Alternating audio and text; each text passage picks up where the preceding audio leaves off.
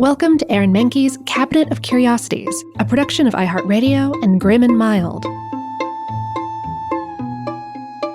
Our world is full of the unexplainable. And if history is an open book, all of these amazing tales are right there on display, just waiting for us to explore. Welcome to the Cabinet of Curiosities.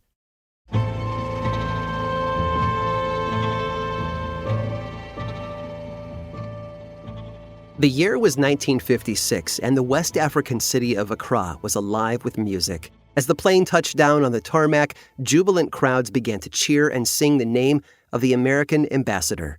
This was no ordinary diplomat. He was Louis Armstrong, the famous jazz musician. The U.S. government had recently recruited him to its Jazz Ambassador program, which aimed to fight the spread of communism through music. By sending famous American artists on tours around the world, they sought to spread America's values and hopefully the popularity of its politics.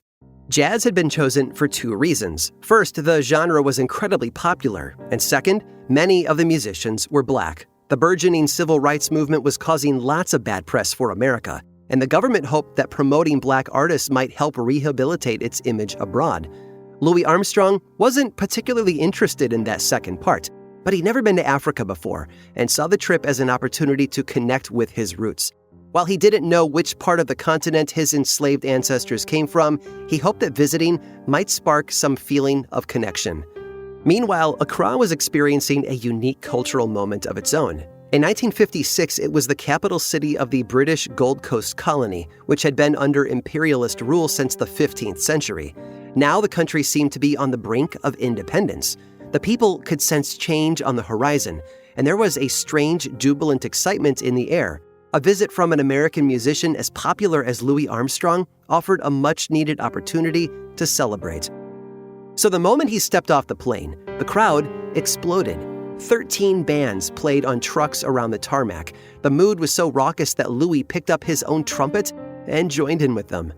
Over the next 48 hours, he played a number of shows around the city, one at the old Polo Grounds in front of 100,000 celebratory spectators, another at the Opera, and a third at the Paramount Club, where he was joined on stage by some of the country's most famous musicians. With all the excitement, it certainly felt like a homecoming. But for Louis Armstrong, the connection he'd been looking for came during a quiet moment backstage. He met a dancer who bore a striking resemblance to his mother, who had just died a few years earlier. And according to Louis, seeing this woman convinced him that his ancestors came from that area. He stated, and I quote, "I came from here way back. At least my people did. Now I know this is my country too." By the time he left Accra 2 days later, it seemed that everyone was a little different. Just a year later, the Gold Coast achieved its independence, becoming the nation of Ghana. Today, the country has a vibrant, stable democracy, and its most popular music genre is called highlife, a fusion of African Caribbean music and traditional jazz. In a sense, Louis Armstrong's visit to Accra was a homecoming for his music as much as it was for him. After all, jazz was heavily influenced by traditional West African songs, which enslaved peoples brought with them to the United States. That music had now come full circle, inspiring a fresh generation of West African artists. It seems that the Jazz Ambassador program had been a success, subtly steering a fledgling country toward democracy. But it had also changed Louis Armstrong, making him more convinced than ever that the American government had their own work to do back home. Soon after returning home, he dropped out of the program as an act of protest. When questioned on the matter, he gave reporters a simple explanation. "The way they're treating my people down south, the government can go to hell."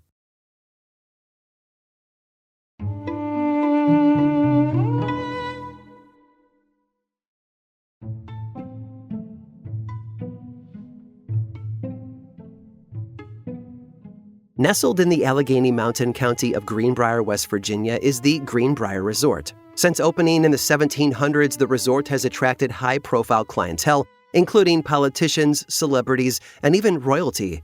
The palatial resort sits on 1,100 acres and offers its visitors 500 rooms to choose from.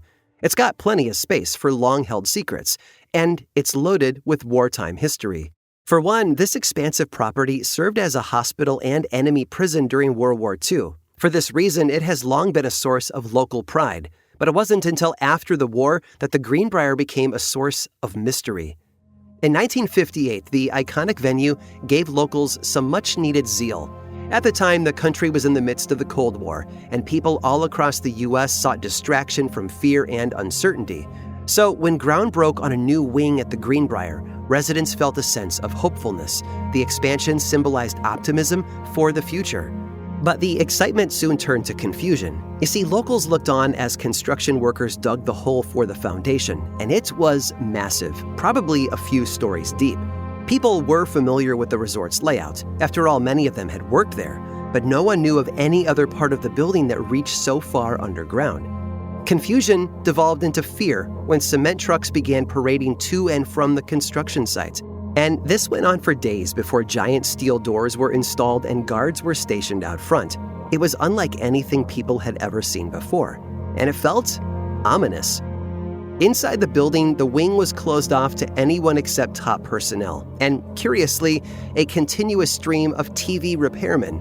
One administrative employee stuck up a friendship with the repairman's manager, and there was something the employee couldn't shake. All of the other resort workers were Green Brier employees, but the TV repairman worked for a contracting company.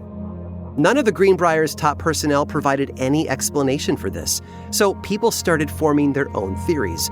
By the time the Cuban Missile Crisis occurred in the early 60s, many believed the expansion served as a nuclear hideout for President John F. Kennedy. It wasn't an outlandish thought, considering a lot of residents had built bomb shelters in their own backyards. And yet, few people who supported this theory would openly admit to it. People still remembered the World War II posters that had the phrase, "Loose lips sink ships." So, while gossip and speculation circled among friends, most people rarely discussed the mystery underneath their own town.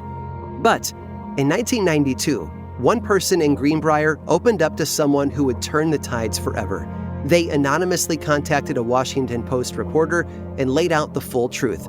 As it turned out, the people of the town had been right. Almost.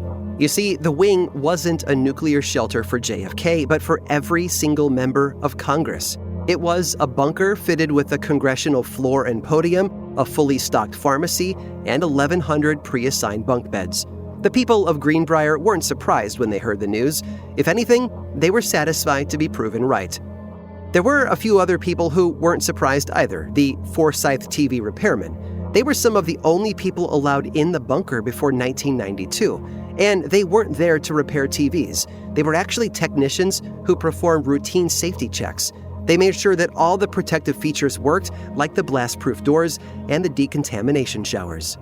Since it was constructed, Congress has never used the bunker, and hopefully they never have to. But that doesn't change the fact that it was simultaneously both the most necessary use of funds and the most wasteful. I hope you've enjoyed today's guided tour of the Cabinet of Curiosities. Subscribe for free on Apple Podcasts or learn more about the show by visiting curiositiespodcast.com. This show was created by me, Aaron Mahnke, in partnership with How Stuff Works. I make another award-winning show called Lore, which is a podcast, book series, and television show, and you can learn all about it over at theworldoflore.com. And until next time, stay curious.